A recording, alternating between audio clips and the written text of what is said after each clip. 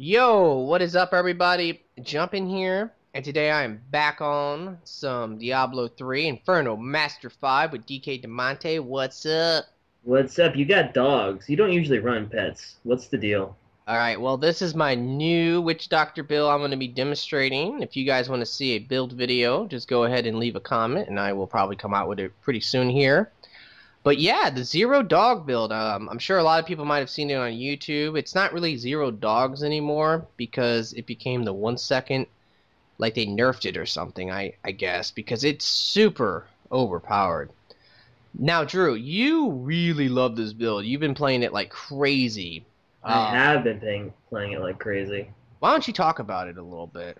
All right. Well, I mean, like this is the first build I ever wanted to try for the Witch Doctor because it was the first build I've ever seen. But it's really hard to actually get this going because you need specific gear that lowers the cooldown on the dogs and the explosion. So it's kind of tough for just any old average Joe to get this build going. But like as you guys can see, he's blowing them up like every second, and with almost no delay.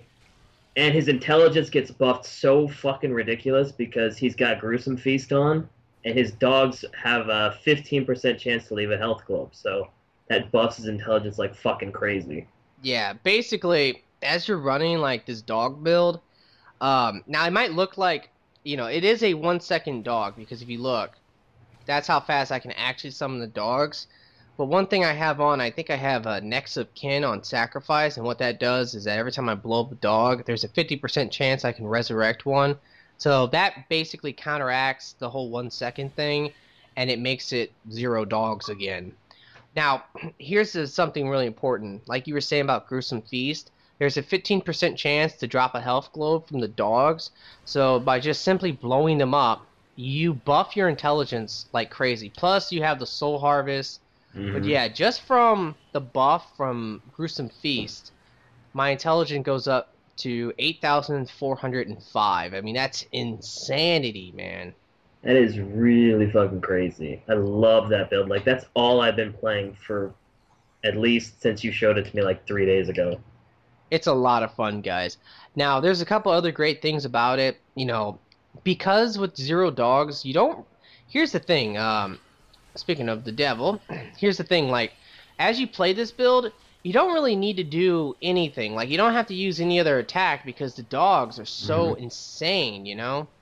They do a lot of damage. You just keep blowing them up, and it's pretty simple. You just kind of run towards the enemies and you just, blow everything up. Oh yeah.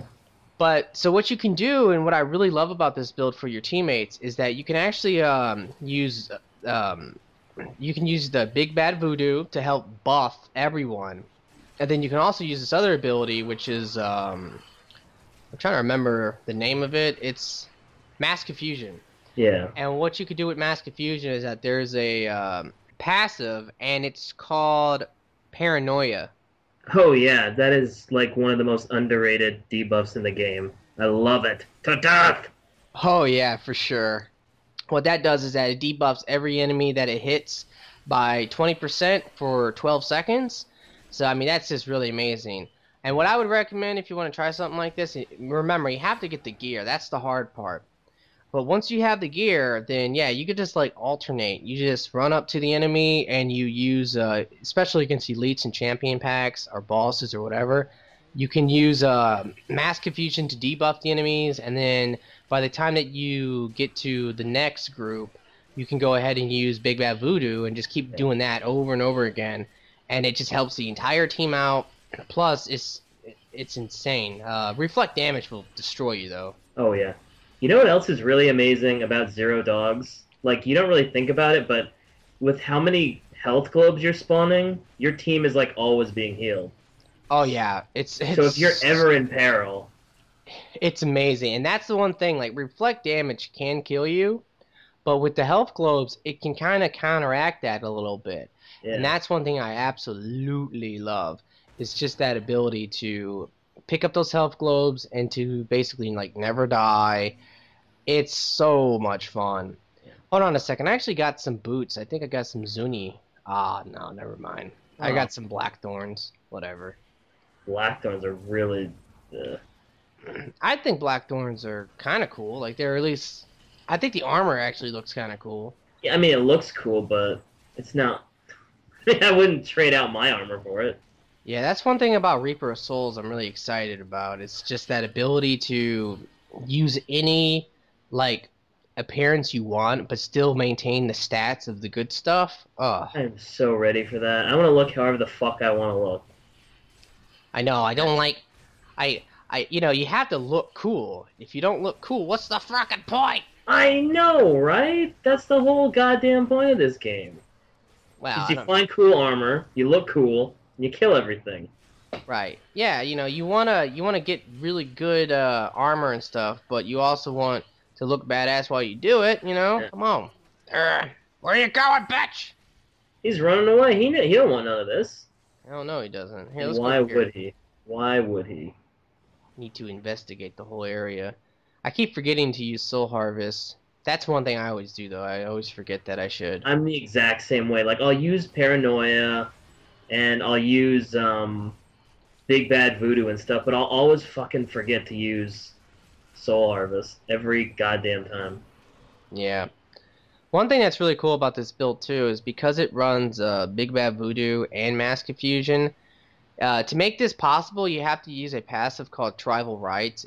It's such a OP passive, but what it does is that it gives you a 25% less cooldown on Fetish Army, Big Bad Voodoo, Mask of Fusion, big old monkey guy, summon zombie dogs, and I think Hex. It's just insane how much it affects. But yeah, so Big Bad Voodoo becomes 90-second cooldown instead of 2-minute cooldown. And I think Mask of Fusion is a 60-second cooldown, and it becomes a 45-second cooldown. So that really helps as well. That helps so much. Like, it doesn't seem like it'd be that big of a difference, but it so is. Yeah, it definitely can be. Now I want to apologize for my notifications. I forgot to turn them off, but it's whatever. Oh my god, Jumpin'. How could I be so stupid? How could you do that to us? I'm sorry, guys. Whoa, we gotta rein it in. Rein it in. Okay, let's. Gotta keep it serious. Rein it in, guys. Rein it in. We just gotta calm down. This is serious business. All right, man. I got you. I got your point. Let's do this. Fucking YouTube. Hey, calm it down. All right. But yeah, we're getting close to the end here. This is gonna be the end of Act 3 coming up. You know, and we've ran through it pretty quick. I've tried to slow it down a little bit because, if you run it like, I don't want to speed run the Let's Play. Generally the point is that you want to run through areas really quickly as you play this game because you want to get as much experience as possible and as much gear, loot as possible. Oh yeah. That's kind of the point, but sometimes Sometimes I forget that we're recording and that if I make this, if I really wanted to, and I made each episode like 30 minutes long, this whole series would have been like probably 10. 2 episodes. Yeah. 2 episodes. We're done. Yeah. Peace out. That's Diablo 3, guys. I mean, I have ran through like all of Act 1 in 30 minutes before. I've ran through all of Act 2 in 30 minutes, all of Act 3 in 30 minutes, and Act 4 probably in like 20 minutes. So yeah. It is very possible to do that. Legendary axe. Cool. Oh, good for you. Haha. Thanks. Even though I'm never gonna fucking use it, but whatever. Oh, is it a two-handed axe or is it a one-handed axe? I think it's a 2-handed. It could be a scorn. Scorns can be really good. Oh, well, I'll have to check it out once we kill Asmodan. We're going to fuck this nipple ring son of a bitch up. I don't know why they gave him nipple rings. It's so gross. I don't know why they do that shit, dude. It's really gross. Like, why? Stand in Big Bad Voodoo, dude. Oh, that's right. All right. I got it. I'm in it to win it. Blow up this son of a bitch. He got wrecked. Oh, he dropped a legendary, Fat fucker. Dropped a legendary dagger. Oh, good for you. Yeah, but that is a really strange thing how they give them nipples, Nipple rings. I mean, right. I wish they would have given that spider chick. She should have had nipple rings now. That would have been cool. She should have had them nipple rings hanging out too. Not that fat fucker. Alrighty. I guess we can just continue to Act 4. Probably going to end it before we start, because Act 4 will probably take about... I'm going to go out on a limb here and say that Act 4 is probably only going to take us about 2, maybe 3 videos. Yeah, I think that's a fair bet. I'd say 2. Let's do this. Let's rock and roll. Yeah, generally, a lot of people always wonder, like, what's, after you beat the game, what can you do? Well, you can just farm and kill. That's kind of the fun part, is just killing shit. Yeah. That's the awesome part of the game. All right. I think I'm going to end the episode here, though, so I really hope you guys have enjoyed it. If you have, will you please like and favorite the video for me? Also, remember, leave a comment and let me know if you want to see this Zero Dog build in the future. More than likely, from this point on in the rest of the Let's Play, Drew's probably going to be using it, right? Right.